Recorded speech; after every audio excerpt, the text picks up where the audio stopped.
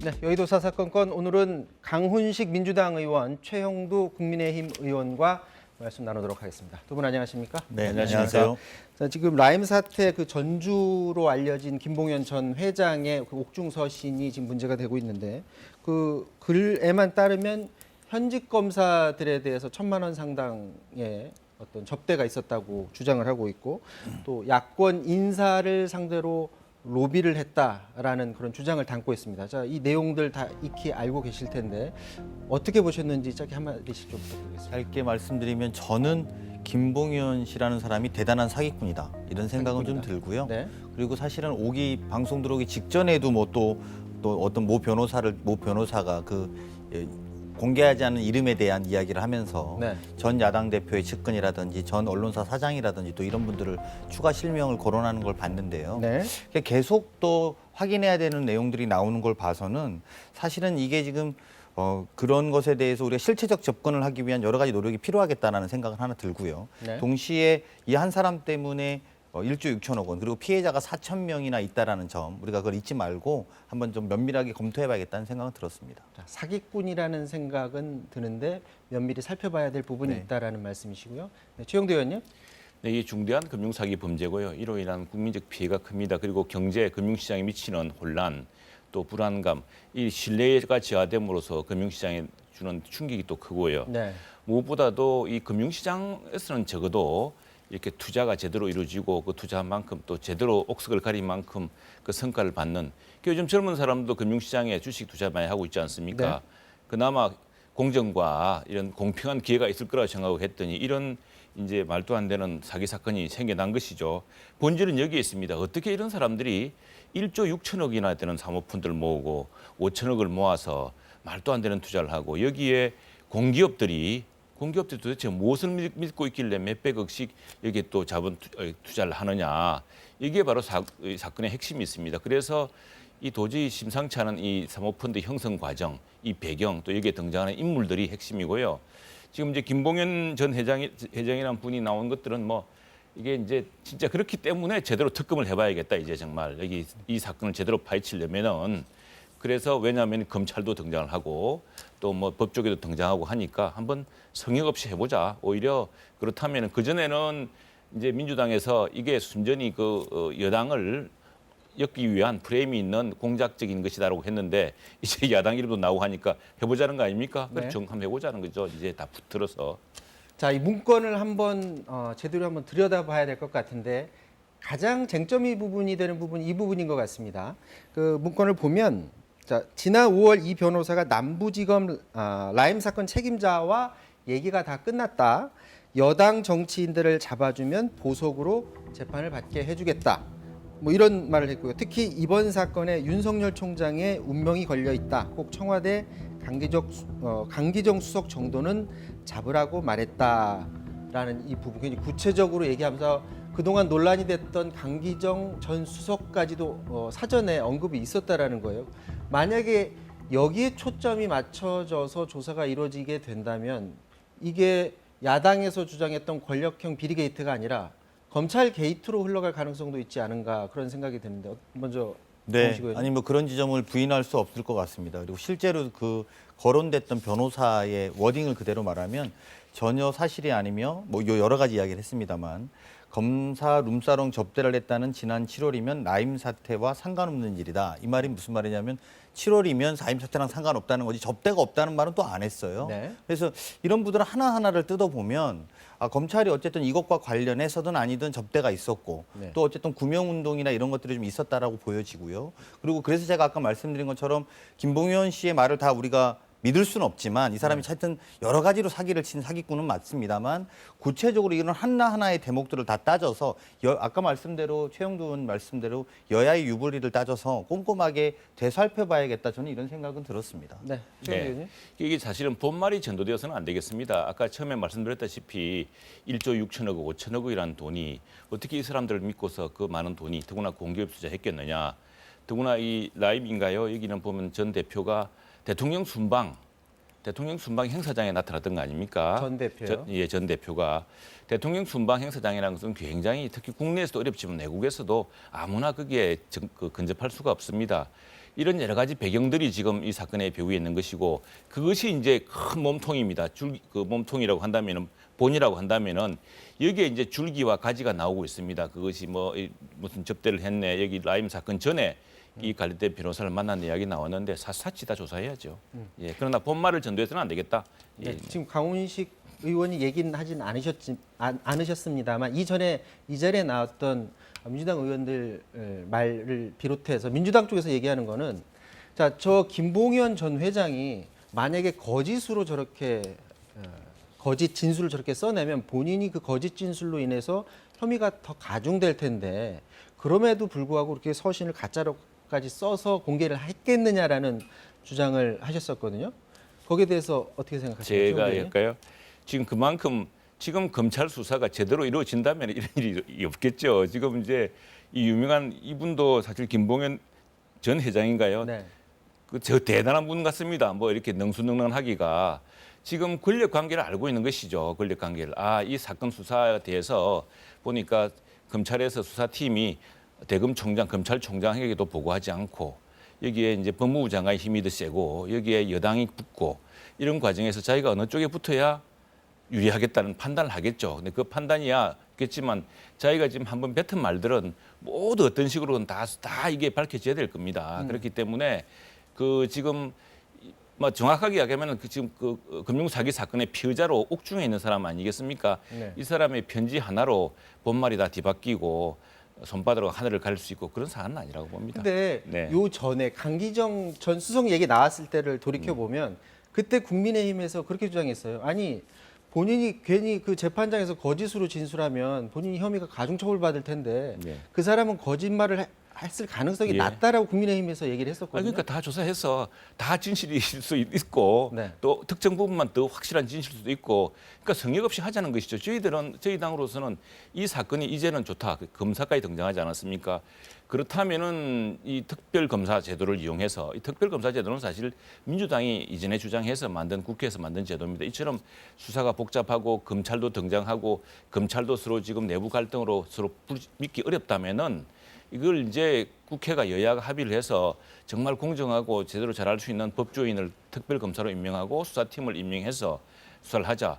그래서 10여 차례의 특별검사가 있었고 그 가장 성공적이었던 게 최순실 특검이었지 않습니까? 네. 박영수 특검. 그런 거 하자는 거죠.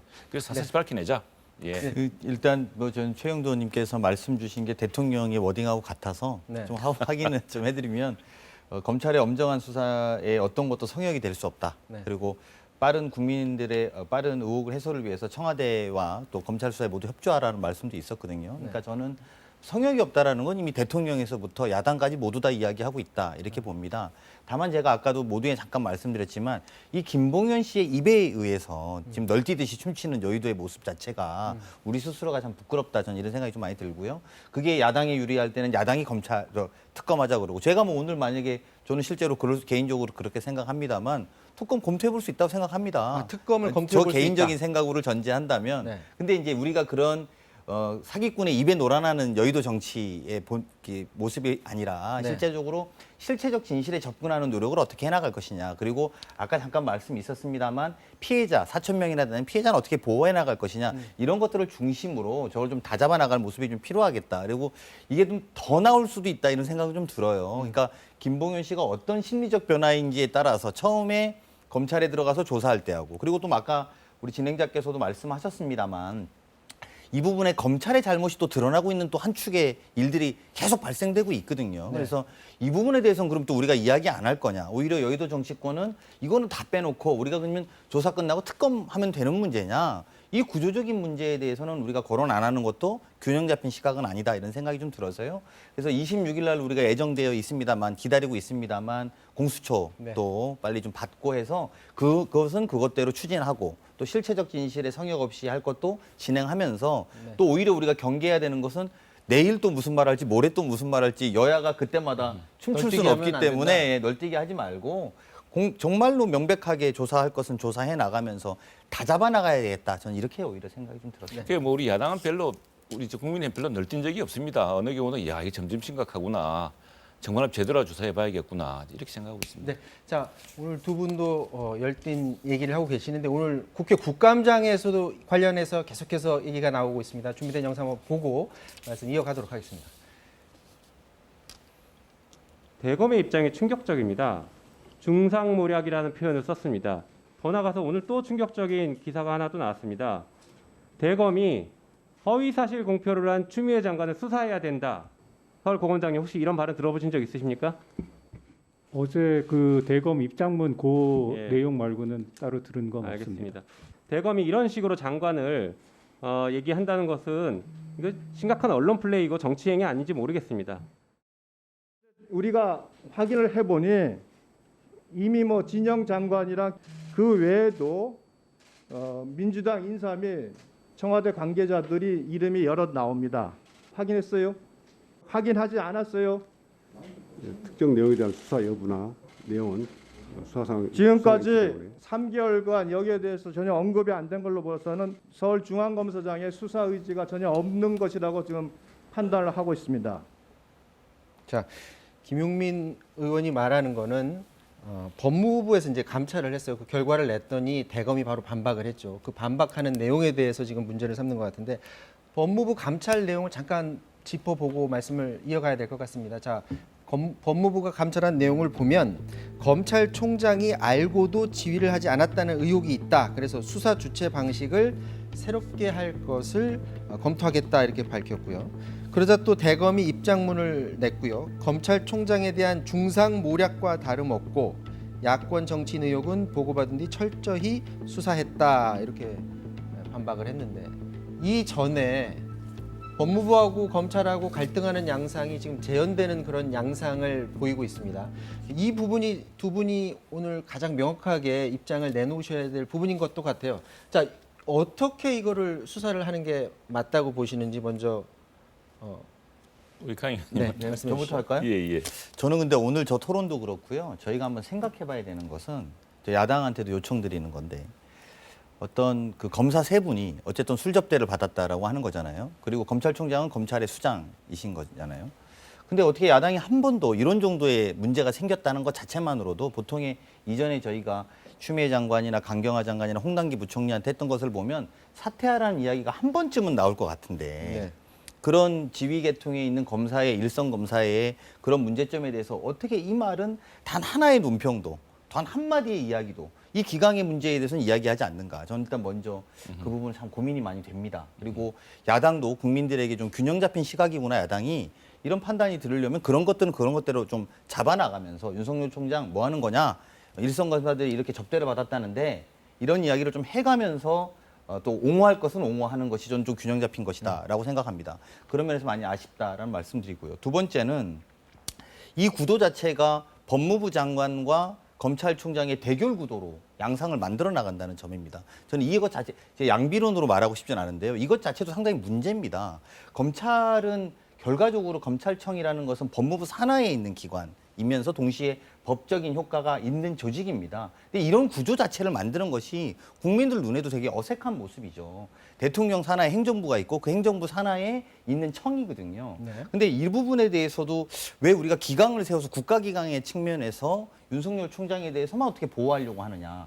이 부분에 대해서 저는 좀 야당도 좀 더 적극적인 답변을 해야 될 필요가 있다. 이런 생각이 듭니다. 제가 이제 원내대변인도 맡고 있기 때문에 바로 논평하겠습니다. 지금 국민들이 다 알고 있습니다. 그 윤석열 검찰총장이 지금 사실은 말만 검찰총장이지 인사권이 있습니까? 수사 보고를 제대로 받습니까?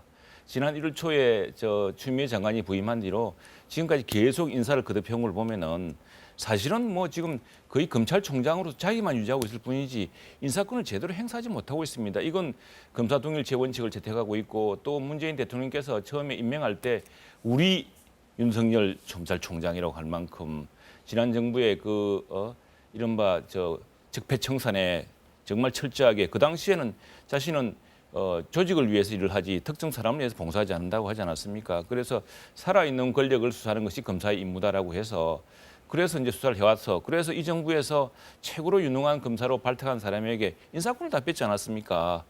그래 놓고 지금 책임질 일만 다 총장에게 몰아세운다는 것은 이건 법무부 장관으로서 무책임한 일이고 우선 검찰총장은 검찰총장에게 부여된 일과 역할을 다 해주게 해야 합니다. 그런데 지금 검찰총장이 제대로 수사할 수가 있습니까?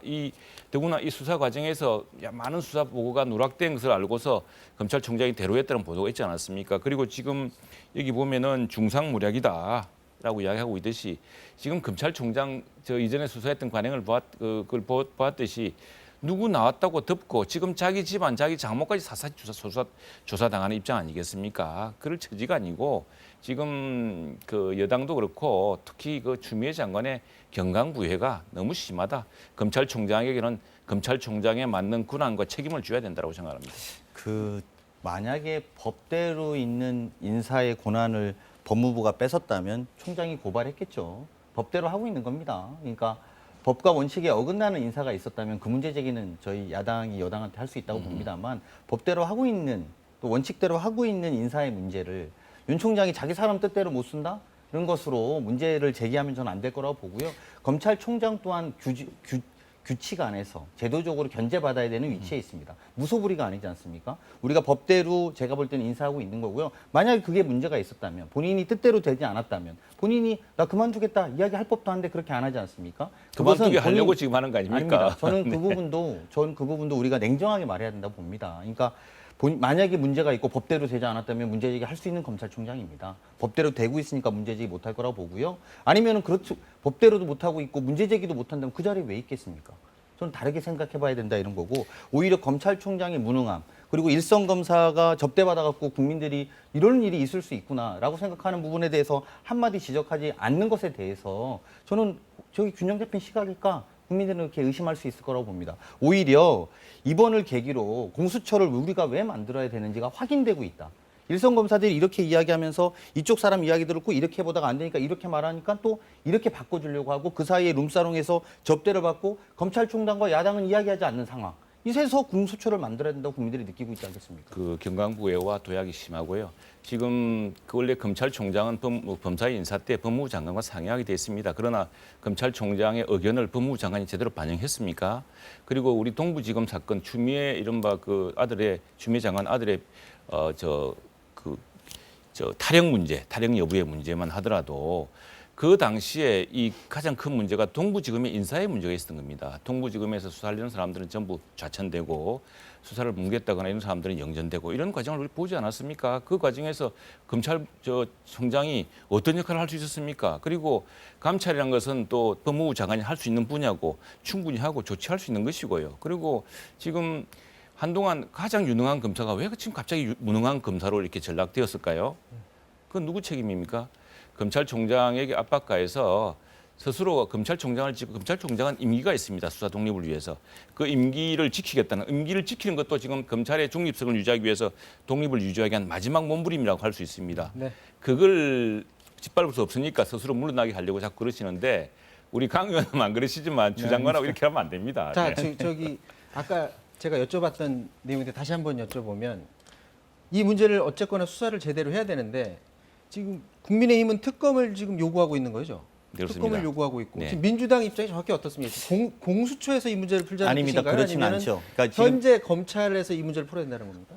현재 검찰에서 이 문제를 풀어야 된다는 것이고 저는 이제 이 부분에 있어서 두 가지 축이 아까 말씀드린 대로 가야 된다. 아까 일선 검사의 비위와 관련된 문제에 대해서 공수처의 필요성에 대해서 우리가 드러난 것이다. 이런 게 하나 있고요. 그러면 이 사건에 대해서는 우리가 어떻게 볼 것이냐라는 지점이 남습니다. 저는 그 부분에 대해서는 법무부 그러니까 추미애 장관도 또 윤석열 총장도 인정할 수 있는 팀이 하나 만들어지면 더 낫겠다라고 생각하고요. 이것과 별도로 특검에 대한 문제는 좀 별도의 문제라고 봅니다. 그래서 특검에 대한 문제는 또 우리가 이후에 좀 이야기를 하겠습니다만 저는 양쪽이 다 납득할 만한 수사팀을 필요하다면 꾸려야 된다라고 저는 생각하고 있습니다. 양쪽이 납득할 만한 이게 수사팀이 이제 꾸려지면 이쪽에서 된다? 꾸린다 그러면 여기가 문제 제기하고 네, 그렇죠. 이쪽에서 꾸린다면 이쪽에서 문제 제기하는 것인데 지금 이제 이런 모습 자체가 검찰 스스로의 참 부끄러운 모습이 되고 있어서 저는 그게 독립적인 팀, 즉 윤석열 총장한테도 보고하지 않고 추미애 장관한테도 보고하지 않는 그 한 팀을 만들어서 그 팀이 정말 명백하게 조사할 필요는 있겠다. 저는 이렇게 생각은 듭니다. 그게 제도적으로는 특별검사죠. 그건 다른 문제입니다. 완벽하게 할수 있는 완전히 것이. 다른 문제입니다. 왜냐하면 자, 예. 이건 자칫하면 또한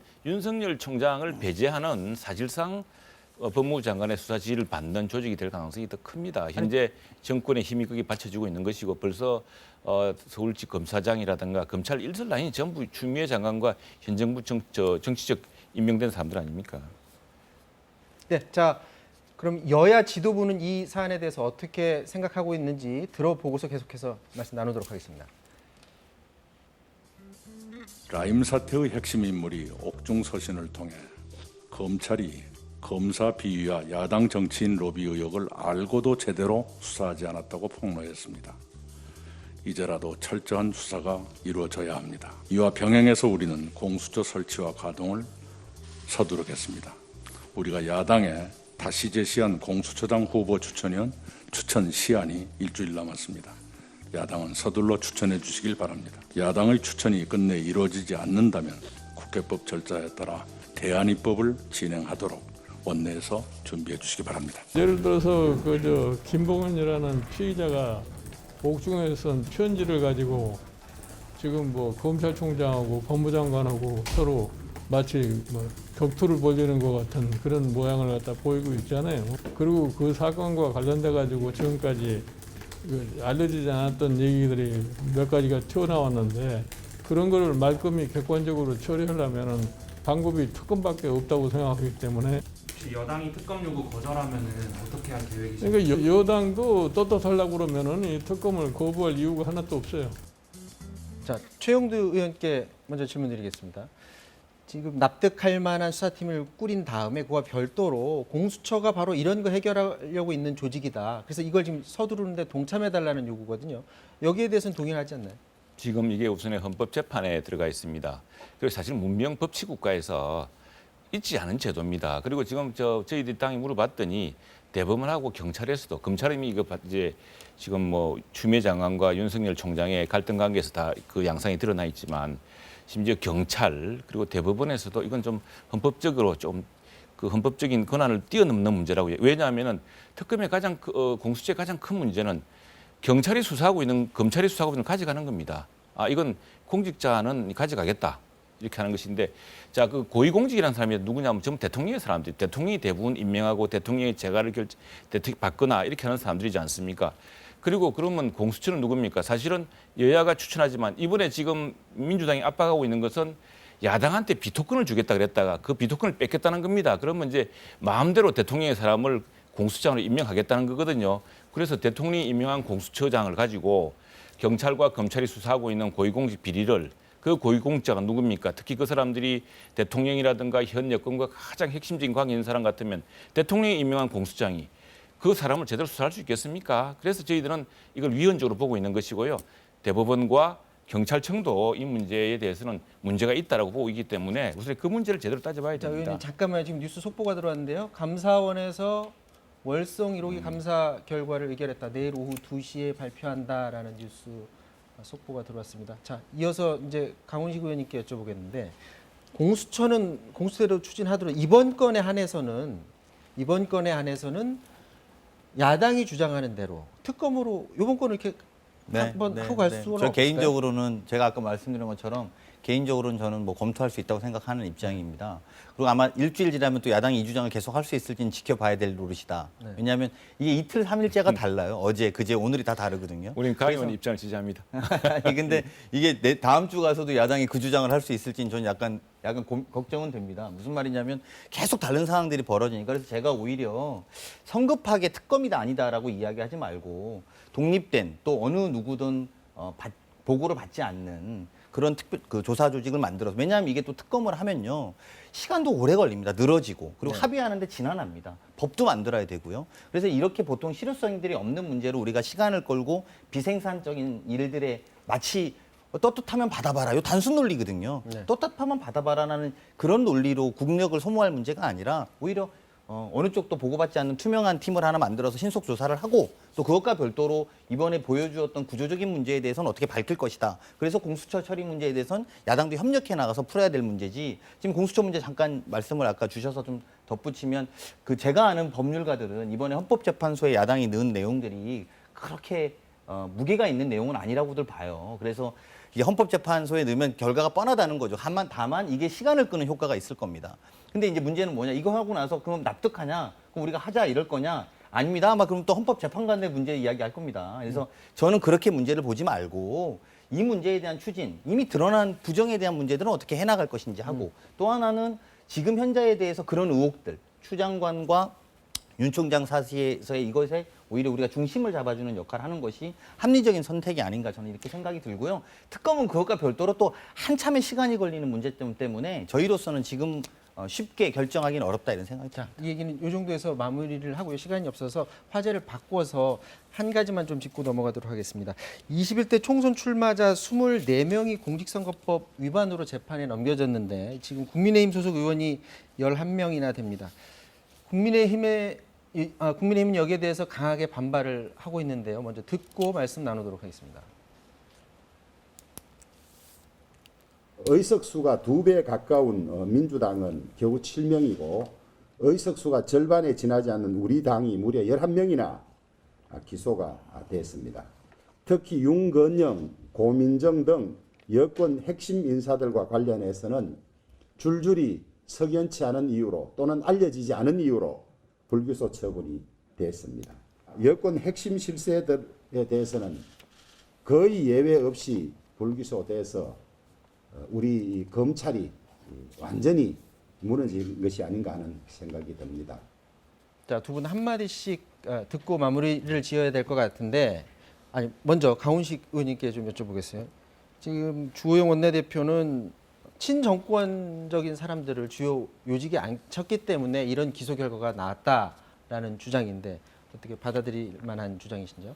네, 아니 20대 총선 때 제가 이 선거법 위반으로 이 야당일 때 저희가 이 해당자가 된 적이 있었어요. 네. 그리고 이제 우리 당은 그때 20명 가까이 그렇게 16명인가 됐었는데 의원직 상실형이 없었습니다. 네. 근데 이제 이게 결국은 각 지청마다 알아서 판단하는 것인데요. 지청들이 알아서 투명하게 저는 결정해서 올렸을 거라고 보고요. 마지막에 이제 대검에서 이런 조정 업무를 하는 걸로 알고 있습니다. 네. 그래서 대검에 윤석열 총장이 뭐 그렇게 호락호락하진 않았을 거라고 생각하고요. 네. 또 일선 지청도 자율권을 가지고 했을 거라고 보기 때문에 저는 이 자체에 단순 숫자로 비교하는 건 옳지 않다. 저는 이렇게 생각이 듭니다. 네, 지금 강훈식 의원이 말씀하신 대로 20대 총선 때는 반대로 민주당이 16명인가 기소가 되고 새누리당이 11명 기소됐었던 일이 있었거든요. 그러니까 이렇게 보면은 어떻게 보면 정권이 바뀔 때마다 야당에서 더 많이 기소되는 것 아닌가 이렇게 생각할 수도 있을 것 같은데 동의하십니까? 그때는 사실은 그 민주당이 의석이 좀 많아서 당선자 수가 더 많았습니다. 예, 당선자 수 열심히 하다 보니까